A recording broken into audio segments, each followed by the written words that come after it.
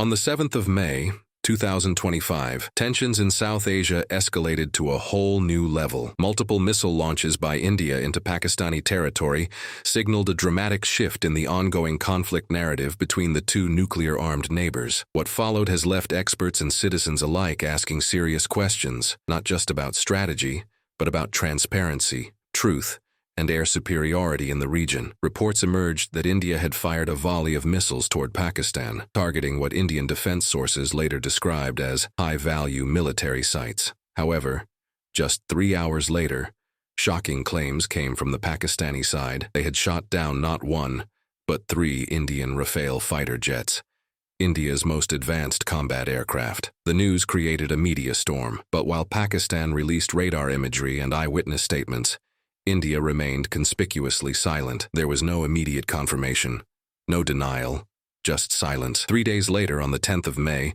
the Indian air chief was directly asked about the reported downing of fighter jets. His response was vague but telling. He said, and I quote, "In combat, losses happen, but we achieved our targets." This partial admission only deepened the mystery. Was this an indirect confirmation that India had in fact lost jets during the operation?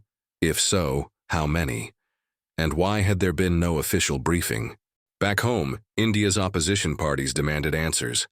Why the secrecy? Why hadn't the nation been told the truth about what was possibly the biggest air engagement since Balakot?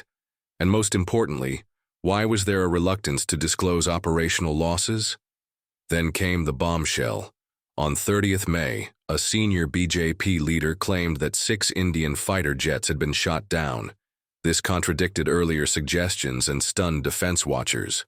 If true, it would be one of India's most significant aerial losses in recent history. And then, on 31st May, India's Chief of Defense Staff added yet another layer to the story. He acknowledged that our jets were down and mentioned a tactical mistake that was quickly rectified. He claimed Indian jets were back in the skies. But this raised a troubling question. Had the Indian Air Force been grounded for 2 whole days out of fear of Pakistani air superiority?